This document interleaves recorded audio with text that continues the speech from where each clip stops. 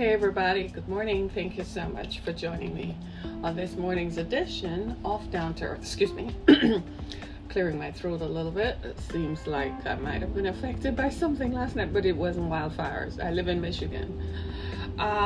Today is Sunday the 13th of September, so the month is moving pretty fast, isn't it? We're advancing, it seems, towards a showdown of epic proportions, and it seems that showdown is going to take place not only in polling rooms and polling booths across America, but that showdown is taking place right before our very eyes. I mean, the coronavirus is one thing. We're contending with that. We're contending with the fallout from it economically and scholastically because our school system is in shambles. Educators across the country seem to be unprepared and have no cohesive policies as to how they're going to educate America's children. It's working, it's not working. We didn't seem to come up with a plan to ensure that if we're going to provide online learning, as some people call it hybrid, both in-person and online learning, we should have made internet access available to everyone. So if we can't make internet access available, everybody has a TV, right? Why weren't lesson plans being taught on TV in certain school districts across the board? Because if you live in one school district, chances are they're all on the same page. Why couldn't you put it on public television? With as many people looking at this and as many eyeballs and as many hours as people have spent in Zoom meetings, why was this not a fact? It's just the craziest thing you've ever heard. You look at stuff like that and you wonder. And folks are educated. Folks have multiple degrees. Folks have degrees in everything under the sun. And nobody could come up with a cohesive plan as how to educate America's children. We've been through this before. We're not reinventing the wheel. In the lately, I found a story on the New York Times that in 1958 in Alabama, when kids couldn't go to school because of the sit-ins and the strikes against the marches and civil rights, they took education to television. That was 1958, more than 60 years ago. And 60 years later, we couldn't think. 60 years later, we are more educated as a population. 60 years later, we have more resources. And we still could not come up with a cohesive plan. It makes you wonder who makes these decisions. I often, sometimes, I don't know about you, but sometimes looking at public policy, I often come up with a question: who makes these decisions and makes these plans? Because they're not workable, they're not executable, and they don't work, frankly. They collapse. It's almost as if people make plans in a vacuum and no one does a test run or a dry run. Do you know the military doesn't strike anybody without doing a dry run? They simulate what it would look like or feel like to be in that zone, so they can anticipate what it will be like, and they ride out the rough edges. So they ride out the rough edges. They see what they are and fine-tune them. The educational system and the people in it had months to prepare for back to school in September, and not a doggone thing happened. Shameful. And you all are educated. Many people possess degrees in doctoral degrees, I think, in education. What's the point of having all of that if the kids still can't find a way to get educated? How did you not think about the people in your school district who have to sit outside of a Taco Bell to access free Wi-Fi in order to attend school online because they don't have internet at home? Have you thought outside the box? Do you know how expensive the internet is? Have you ever paid a cable bill with your internet attached to it? Have you ever looked at how much you're paying? Right now, the internet is crashing more than anything else. This past week, the internet crashed several times on my watch because so many people are using it. Comcast, AT&T, and other internet providers knew this was coming because more people were working from home. In fact, they were stealing from us because they charged us high fees, knowing that most people were trafficking at work and trafficking the internet at work. So they were charging us high fees, even though we were not at home using our internet from home Monday through Friday. Then the pandemic came and we started working from home, still being charged high fees, and now we're aware we're being charged high fees with even suckier service. Something has gone very wrong with us, hasn't it? It seems like we're imploding from within. The perfect society that we thought we had, the perfect country that we thought we had a model system of government. We thought everything was okay in the shade. We thought we were the ish. We could show everybody else in the world how to do, how to be, how to live. And these last 4 years have shown us how much we have left to go. We are not ready. We are not prepared. We were caught with our pants down. We elected people who divided us. We created a system where the very system we're trying to get rid of, the very thing we're trying to tell people we're not, just exploded right in front of our eyes.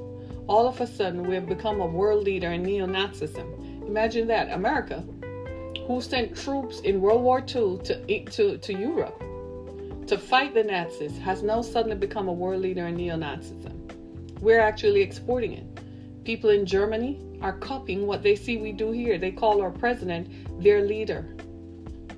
Imagine that. We thought we were perfect, didn't we? We thought we had it going on. We thought California was the golden state. Everybody wants to move to California.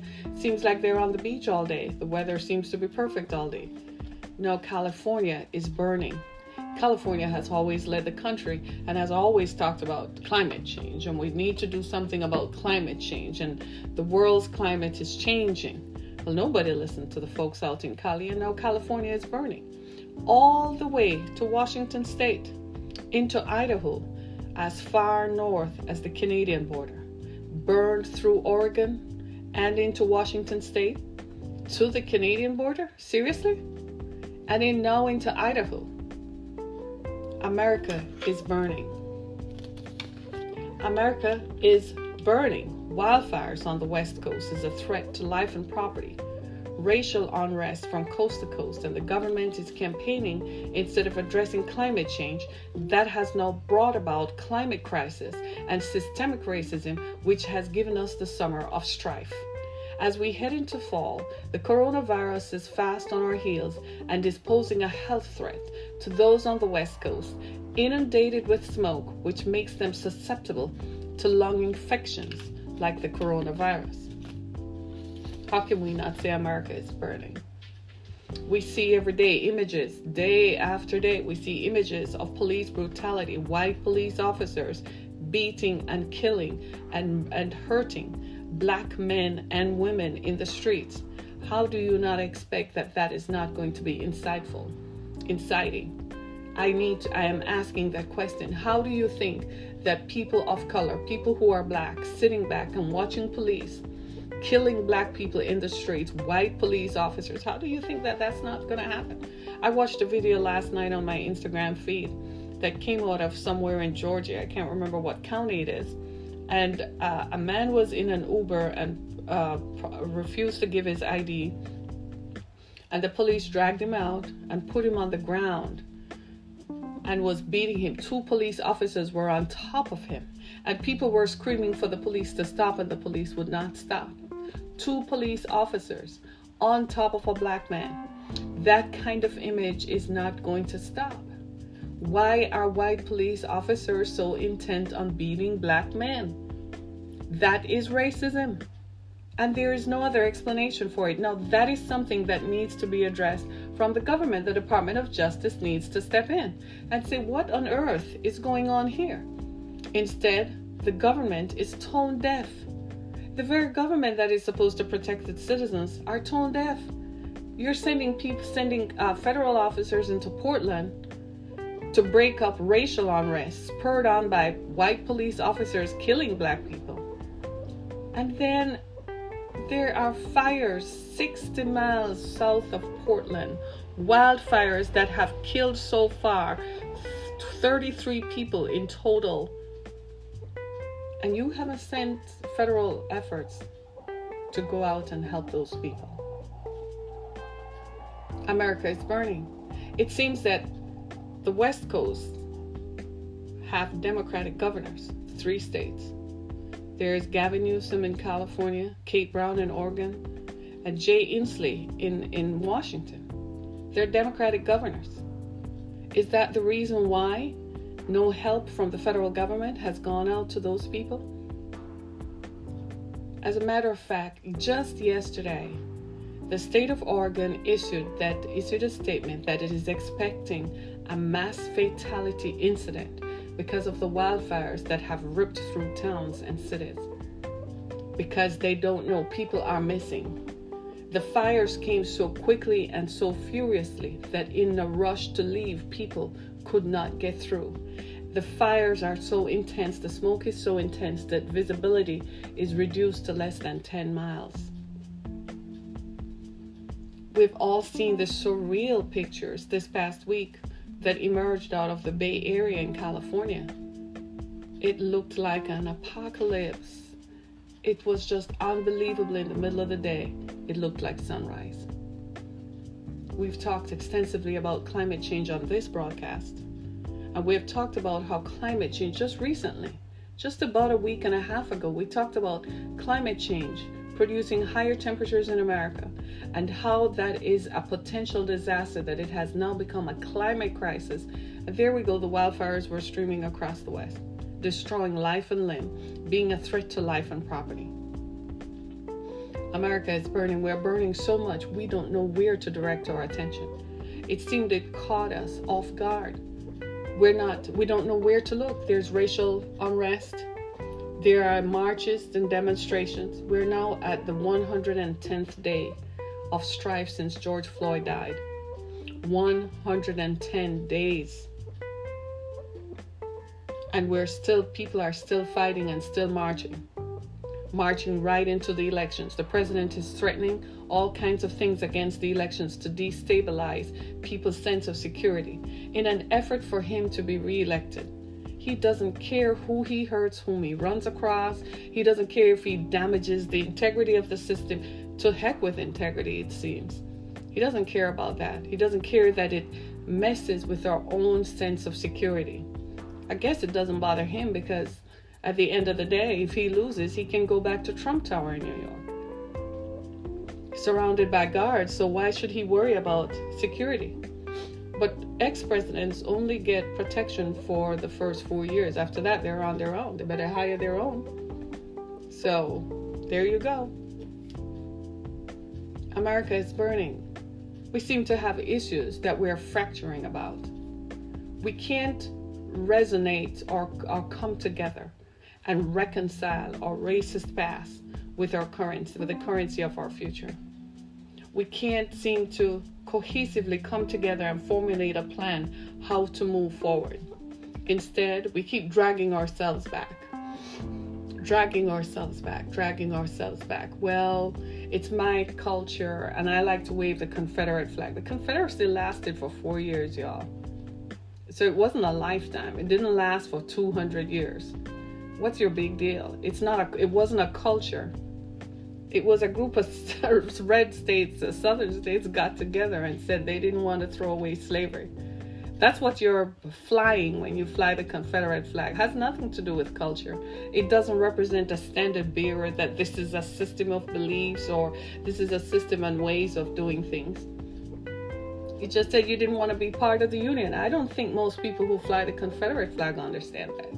I think you fly because your grandfathers flew it, and your grandfather said hate the blacks, and you just pick it up and say hate the blacks, but you really don't know. But you're driving down the street bumping your head to rap music. You're watching shows with black people in it. So how are you going to hate people who entertain you? You watch football. It's mostly black men who play football. You watch basketball. It's mostly black men who play basketball and football. So exactly where does the hatred come in? Do you see how outdated your ideology is and your way of thinking? It might suggest that your grandparents were wrong, but you don't want to accept that. But they are wrong. They were wrong then, and you are wrong for joining in with that belief. No, yes, it is wrong. It is always wrong to believe that one group of people is superior to another. That will always bring strife and division. It's much like in England. That's why your parents and grandparents came here. They were sent here, actually, right? Because there were people who believed that the king had the right of way. He could do whatever. And then another group of people said, heck no. I'm not going to be paying taxes to a system that I will never profit from, that forever and a day they will always own my land. No. So you went and found new lands. But you came here and you did the same exact thing that you were running away from. You just did it to a different group of people who looked different from you, and you justified it. America is burning. We have to reconcile what we believe, how we're going to go forward. Because while we have stopped this summer to strife, what hasn't stopped is that the world continues to spin nonetheless. I would hate to see us wake up in a world that we're not prepared for. I would hate to see us wake up in a world with new ways of doing things that we seem to have forgotten. I wish this moment would speed past and that we would get back to the business of leading and living.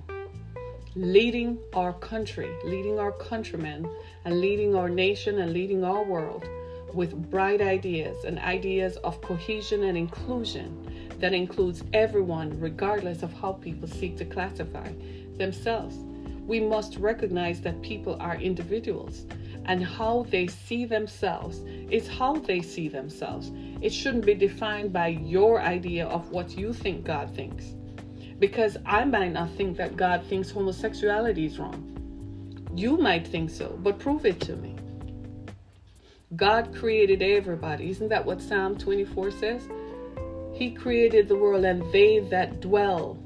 It says everybody belongs to God. The whole world belongs to God. And they that dwell therein, they. He didn't say man or woman. He didn't say black or white. He didn't say whites only. He said they that dwell therein. It seems to me if Christian conservatives continue to perpetrate this ideology that they created, they need to start backing it up, because the rest of us do read the Bible and it is at odds with what you preach. Forget about your behavior being at odds with what you preach. We can draw examples how you shut the pulpit down and then go behind there and have oral sex with people, with same-sex people, and go and call up somebody to have sex with your wife while you take pictures. Come on now. You have sex with your staff members who are younger than you are after you shut the pulpit down. We are watching, so don't come to us with your hypocrisy. I've had it. I've had it with your hypocrisy that is based on systemic racism. I've had it with your hypocrisy that is based on misogyny. We've had it. We don't believe that anymore. So if you want to come to us and tell us about God, tell us to go read the Bible. The entire Bible. Not just Malachi 3 and 8 where you rob people and take their money. But read the parts of the New Testament that says you give as you ought to give. It's one of the reasons why they threw me out of churches, because I didn't subscribe to that tithing foolishness. I was a single parent raising 2 children, and I could not see how I could give the church 10%. I would be broke. I wouldn't have gas to drive to work and take my kids to school. I wouldn't have money to buy them lunch during the week. And I couldn't understand it. I kept saying, it doesn't work. It doesn't make any sense logically. And I scoured the Bible to find it. And I realized that that's the Old Testament, and that's what kept the people burdened. And that's why Jesus came in the New Testament. When I started preaching that, they threw me out. Because they were taking the money so they could drive Rolls Royces and Bentleys and Escalades. And they could go on trips every week and went to play golf, taking pictures, posting it to social media of themselves shopping and playing golf and getting their hair and nails done and buying new clothes, whereas I could barely make it to JCPenney at the time. I had to find other retailers that could pay because I was a single parent. I looked around the church and there were more people like me. There were more women like me and more families who were in the same boat, and I could not see the justification. Then the crash came in 2008, and everybody lost everything. But the only people who were still able to maintain their lifestyle were the people collecting all the money. That's when the fallacy of their ideology became apparent. And that's when the whole thing started to shake. But they had so many layers because they had so many millions stored up. Not just here in Detroit and in Michigan, but all over the country. They could survive for the next 10 years, and they did. Covered it up. They had the money. They still walked around gleefully, changed cars like it's going out of style, paid off all the people to shut up. Meanwhile, the whole thing was burning from underneath. Then the Lord sent the plague called the coronavirus. Just wiped it out. He wiped them out because it's time to go. What perhaps we need to look at this is that maybe we are burning out the parts of ourselves that don't jive and don't fit with the best selves of America. Look, America is supposed to be the city on a hill. We're supposed to be the shining example and the hope of the world. We're supposed to, everybody else can mess up. We don't get to do that. Because we have to be the hope of the world. The rest of the world has to say, well, let's see what America is doing. If they're doing it, chances are we trust them, they're doing it the right way. We can't have one part of our society or country burning and we're not sending resources to help them. And then we come over another side of the country and have indoor gatherings where the coronavirus is rampant.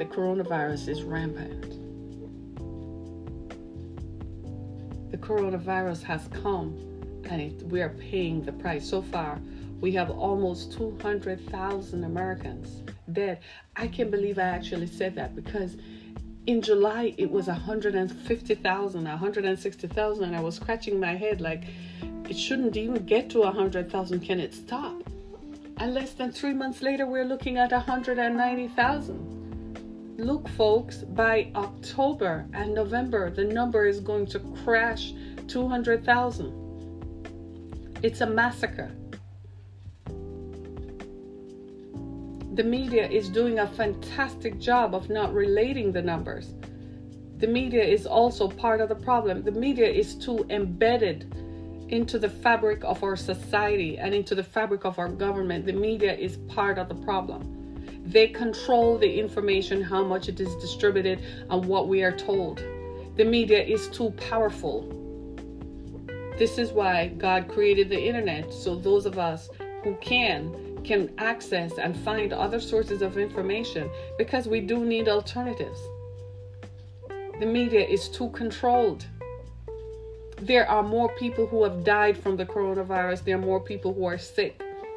We looked, for instance, a few months ago in the summer, it was in late July, I think, that people gathered in Sturgis, South Dakota for a bike rally. It's an annual event. And they decided that they were not going to wear masks or observe social distancing because the pandemic was fake. 500,000 people gathered in Sturgis. Guess what? There are now over 250,000 cases of coronavirus spread out across 12 states. They're calling it the Sturgis Massacre. How did we get to this stage? By shutting our minds, by telling ourselves that the color of your skin is greater than the color of my skin, that the color of your skin makes you a better human being than the color of my skin. Where on earth did you get that fallacy? You claim to be Christian, but Jesus, the creator and the founder of the Christian faith, for want of a better word, sorry Jesus, Jesus was a brown-skinned, unarmed man who walked in the Middle East. How are you going to justify that white is power? And Jesus said so. When Jesus came from the Middle East and was a brown-skinned man and unarmed, you know how brown his skin must have been? He walked in the sun all day, his entire life. There's no way Jesus was white with blue eyes, y'all. Cut it out. The lies that are built around these things, and in a lot of ways, the reason we are burning is because these parts of our history and of our ideology and ideological bases have to be excoriated and extricated from our national consciousness. We have to be able to believe in fundamentals that are proven and that are true. We can't believe in things that are made up because some guy said so, because he was having a bad hair day and his hair was flying off his head and he feels like being white is superior. Wherever do you get that fallacy, dude? When I hear people talk like that, I wonder what parts of the world they have been to. Because as you travel the world, you begin to realize that there are parts of our world that experience some kind of violence, and that Europeans colonized the world. And once Europeans went into other parts of the world, that's when all these things started happening. Once the Europeans got into Africa, Africa has been ravaged for centuries now. It never stopped. Same with the Middle East, same with the Far East, same thing everywhere they have gone. People in indigenous peoples all over the world were fine until the Europeans got there. And now the whole world is in a rampage. And now America, that is the melting pot of the world. Everybody comes to America. And now here we are. We looked at climate crisis recently and discovered that the world is changing so fast in certain parts of the world below the equator that people in the southern hemisphere are racing to go to the northern hemisphere. They're literally running from the heat that is killing and ravaging their land due to lack of infrastructural investment over time and over decades, over centuries, because again of white supremacy and the practice of white supremacist power structures that has bred economic inequality everywhere.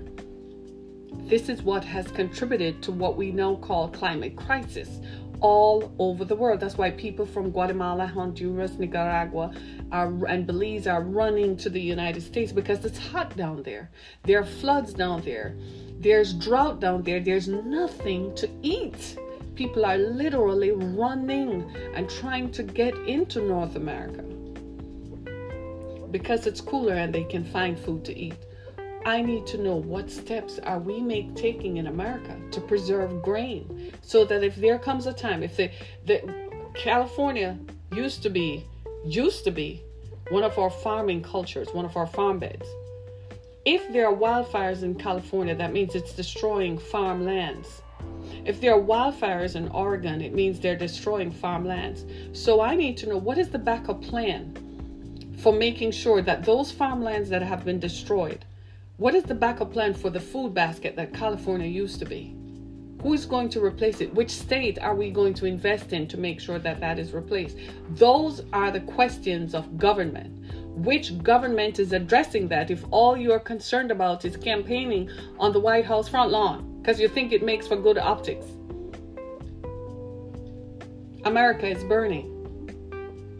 And we are literal. The decisions we make today, we're going to pay for them in a few years' time, in a short time. If we don't address these issues surrounding climate crisis, we're going to continue to burn. If we don't address the issues surrounding systemic racism, it's going to get worse. You really think it's going to stop? It's not going to stop. Let me ask you this. White police officers who are racist, because that's who is causing the problem. It's the racist white police officers who are out there, who are doing this and executing this wickedness. And the rest of you are sitting back with your hands over your hips like, I don't know what's going on. Well, sit there with your mouth shut and see what happens when there is a racial strife of unprecedented proportions, because don't believe that people are just going to sit back and be lulled into a false sense of security, knowing that this evil has not been excoriated. We're staring right now into the face of evil. We're confronting an evil that is causing problems within our society. It has the physical manifestations right now. There are children being sacrificed. I'm surprised at Christians and white conservatives who like to talk about everything. They blame Joe Biden. Yeah, he raped somebody. But you have a president who grabbed women by the pee, but you support him. What's the hypocrisy in that? You follow him blindly. He has 3 wives and 5 children, but you call black women who have multiple children baby mamas, but you don't call the president a baby daddy. He has 5 children by 3 different women. At least those are the ones we know about. Come on now, talk to me. You're talking about you love God and you love people, but we're not talking about child trafficking and people who traffic in child pornography, some of whom are your husbands. They leave home and go have sex with 12 and 13-year-olds in a brothel somewhere, where they access it on the internet in an app in their phone. You know it exists because you see the charge on your credit card bills, but you don't say anything. You are the hypocrites. That's why the country is burning. Somebody has to pay for that. Somehow someone is going to pay for that. Look at what's going on in California. How can you ignore climate change? California has been burning for the last 25 years. It's been a slow burn. And now, here's the deal. If the weather even changes, because all the trees have been burnt, guess what's going to happen next if the rains come? Mudslides. It's going to tear down the mudslides, so the people who live in the valleys are going to be they're going to be overtaken by mudslides. Hello, somebody. But you're sitting up here pontificating about you love Jesus, but you don't love the people whom Jesus created. Who you think created all the people on the earth? Satan? Seriously? Children are being child trafficked into sex trafficking every day. Women are being trafficked. And you're not asking any questions or doing anything about that. Let me ask this question. Is Samaritan's Purse, headed by Billy Graham's son, are they going to pick up a plane and fly out to Oregon to deliver food and clothing and tents to the people who are in the red zone and the fire zone? That's something you ought to do. Show me the money.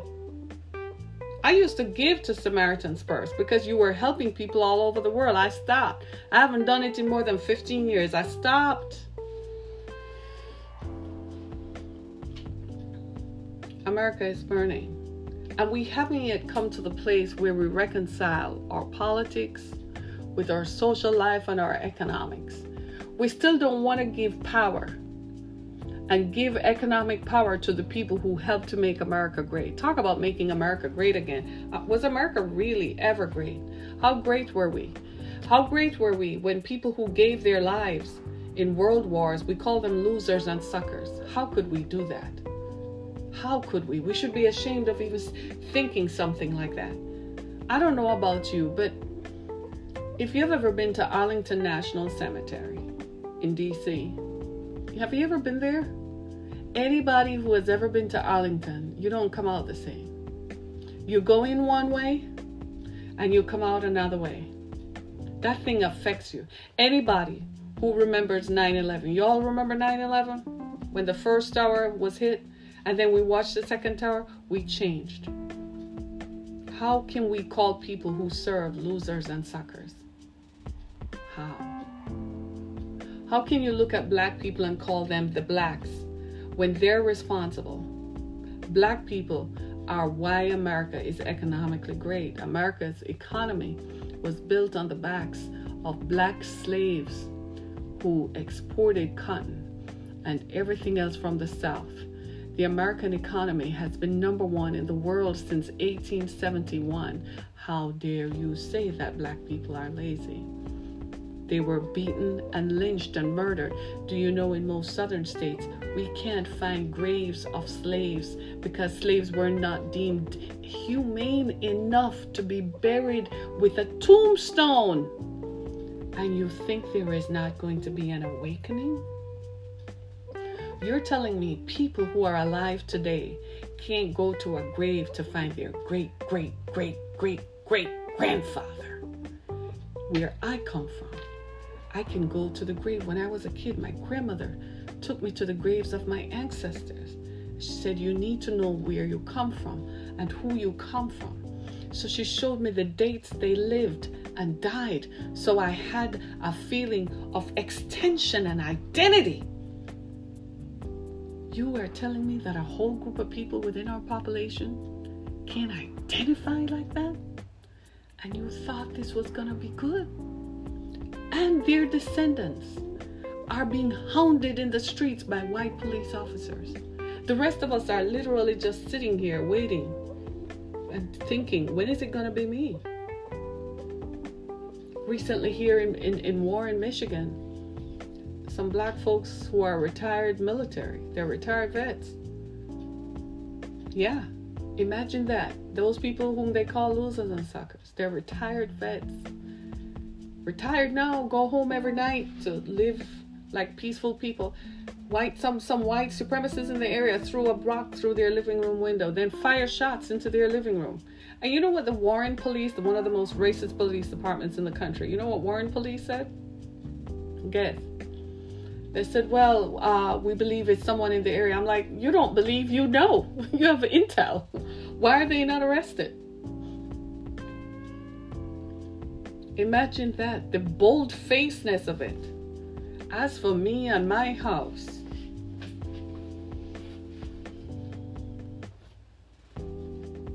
I kid you not, America is burning.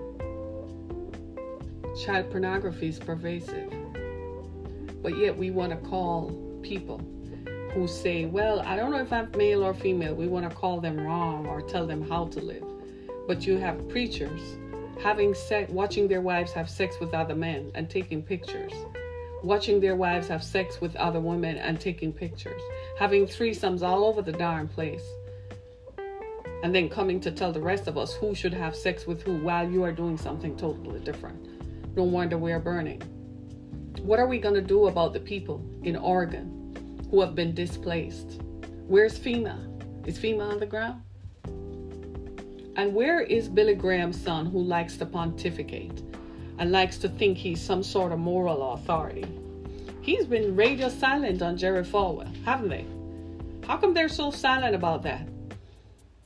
How come they're so silent about a president who, well, one thing with Trump, he never said he was a moral leader. So from the get-go, he is what he is. But Christian conservatives like to defend him. How are you defending a man with 5 children and 3 baby mamas? But you call a black man who does that, you call him worthless. You call him all kinds of names. The hypocrisy jumps out. The hypocrisy jumps out. A whole section of the country is burning. It's dry like chip. Have you looked at the satellite imagery over California and Oregon? Why is it so brown? The earth is literally, dudes, it is so brown. Y'all, it's so brown, it's crazy. All it did for me this week, when I saw that, I was like, I guess I'm gonna live in Michigan with the snow and the ice, no matter how cold it gets. That's all I could say to myself, because I'm like, if anything, Detroit River running right down there. And Canada is just right over there. So if anything, we just jump on the bridge if Canada opens its borders and let us back in. Right? I kid you not. I found myself literally saying, thank God I live in the Midwest. I'm like, I don't know what kind of divine providence God had over me that he sent me to Michigan. I kid you not. Because I began to think about other places in the country that are likely to have wildfires, like Nevada, Arizona, New Mexico. Think about those other places. They're ripe for wildfires. Certain parts of Utah, certain parts of Colorado that are dry. Why are we not doing something about making sure we have rainfall and we can do all kinds of stuff? America is burning. We have a moral dilemma facing us. You remember when presidents used to talk about our moral dilemma? Right? They don't talk about that much anymore. Right? You remember when they used to talk about it? But the one moral dilemma they never fixed was the way that you think that white people are superior to black people. You never fixed that, but you need to fix that because that's the problem. Incredible, isn't it? Frankly, it's incredible. And frankly, we have a problem. We gotta fix this. I am telling you, we don't have 50 years to dilly-dally and to weigh the ways and the ideologies. We don't have 50 years. Systemic racism is evident in college applications and college acceptances. Systemic racism is evident in even now how we're going to educate children as a result of the coronavirus. You people never thought of putting it on public television and making it widely available, just in case people don't have access to the internet. But you sit there with your degrees and probably sit there thinking, well, you are better than others. We need a revision. That's for all of you. I don't care what color you are. Anybody who thought like that, y'all need to get out of there because you're part of the problem, not the solution. In other words, what I'm saying is if you're sitting at the policy table, your position cannot be that I am glad I am better than this. Your position has to be, Even if you're the only one thinking so, you have to think, we've got to find a solution that is good for everybody. And if they don't like it, well, you take to social media and say, I just left this meeting and this is what they said and this is what should happen. It's simple. Yeah, that's how you need to think. That's the American way, or it used to be. Am I in the wrong country? Am I in the wrong place? Isn't that how Americans have always approached stuff? That they stand up for what is right and stand up for what is good for all instead of just what is good for a few? When did we become a nation of wusses that we just sit back and stuff just happen over us and it just happens and that's it? But you want to turn around and beat up gay people and beat up transgender people and beat up black people and beat up on women when it touches you. But the real issues you need to solve, you ain't solving them. When did we become a nation of wusses? When did we stop asking politicians, hey, you're wrong, get down off your post? When did we stop telling people how wrong they are, regardless of, I know that there are some pictures of Lindsey Graham that he can't fix. And Paul Rand, what's his name? The one from Kentucky, Rand. I know there are some pictures of them that they don't want to come up. But look, regardless of the pictures, you need to stand up and say something. And if you can't, abdicate, leave your position and say you've been compromised. Say your family's sick or something, but leave it. But hanging on to power and you have no effect whatsoever. This election is going to be a referendum, trust me. It's going to be a referendum on everybody that is walking and breathing. You're going to be surprised at how this election turned out. You are all going to be shocked. I promise you, this election is a referendum because people are tired of the BS. They're tired of the baloney. They're tired of the tomfoolery and the foolishness that is emanating, that is evidently coming from positions of power. They're tired of policies that do not benefit everyone. And when it comes right down to it, we all are suffering. Police departments have millions and millions of dollars to be outfitted with military-style weapons, but they don't have personnel who are trained. They don't have social workers working there for them to say, well, this is not a problem for me when they go out on a call. This is a problem, send the social worker out. How is it that they have all kinds of military-grade weapons, but they don't have personnel? They don't have social workers? They don't have people who are victims advocates? What is going on?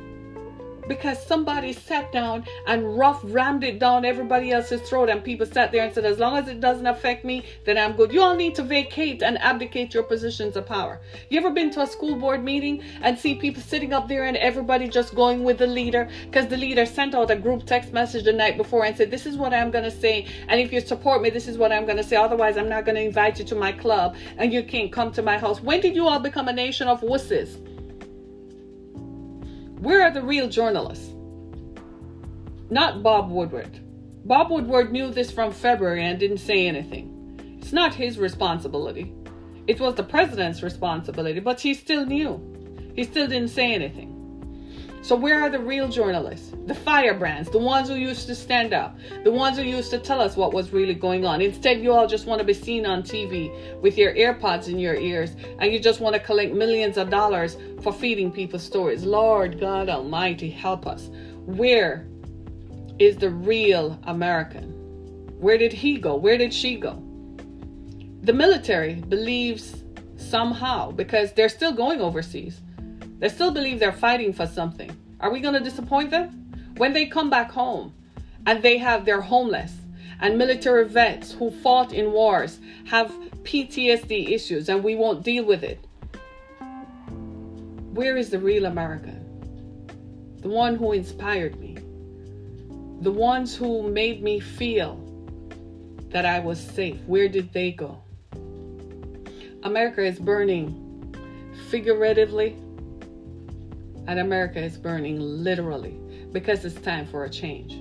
It's time for these old ways to go away, these old thinking methodologies to go away. It's time for a change. We can't have, in an era when the school systems are closed because of a pandemic that has raged and ravaged our country, that children are actually at a Taco Bell sitting outside to access the internet, when we have the resources to make education pervasively available and accessible via TV. If they did it in 1958, they can do it again. It can be done. We just don't want to do it Because we have people who sit back and think that this is not something that should be readily available. It should only be available to the few. It's time for you all to go. You're not hearing. Are you listening to the people in the streets? Are you watching what people are saying? Are you reading the real polls? Are you really reading the questions they're asking people and what people are saying? Most people are fed up. They want a change.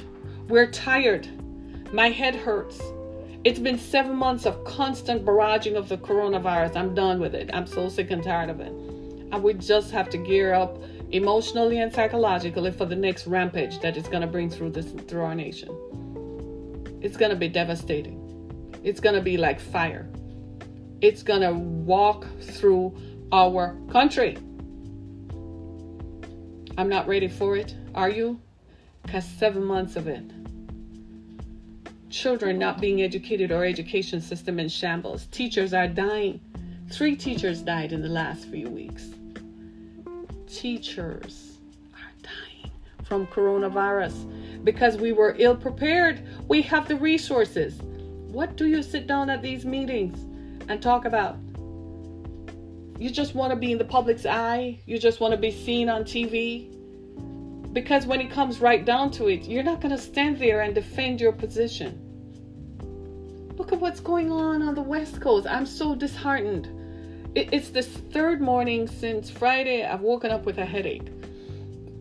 Because frankly, I myself can't reconcile that the West Coast is burning and we're not doing anything about it. And I don't have the power. I'm just sitting here watching it. And the people who have the power are not doing anything about it. I've asked Jesus to take the wheel and pray, and it looks like Jesus is kind of just leaving us to marinate in this. He's like, you're on your own, dog. You're on your own. You didn't believe in me in the first place. Hey, what are you calling on me now for? Did you all think you could solve that? Didn't you all think you had all the power? So you don't need me? Did you invite me in? So why are you calling my name now? Go fix it yourselves. Let me see how you deal with that. Meanwhile, the rest of us like me are just saying, hey, Jesus, I was always kind of calling you, so don't forget me. I kind of need you, sir. So please look down on me. We need answers. And I'm afraid, my friends, that America is going to continue to burn right into November. And I fear that when the rains do come, it's going to be another disaster of landslides. Mudslides. If we don't do something about climate change, if we don't fix systemic racism, if we don't fix these issues, we are going to have a problem. And the problem needs our attention now. My name is Harriet Kimmick. Thank you so much for joining me on this edition of Down to Earth. As you continue to enjoy our programming, stream us on iHeartRadio, as well as on Spotify, Apple Podcasts, Google Podcasts, and wherever your favorite podcast platform is. You're also welcome to find us on the web at www.harrietkimmick.com, as well as on Blog Talk Radio. We've been on Blog Talk Radio for many years now. Thank you so much, everybody. It's Sunday. Send a prayer up. Hopefully Jesus will take the wheel. Yeah? We send a prayer up for our brothers and sisters on the West Coast, and that the racial violence in our country will end. Thanks so much, everybody. Be blessed.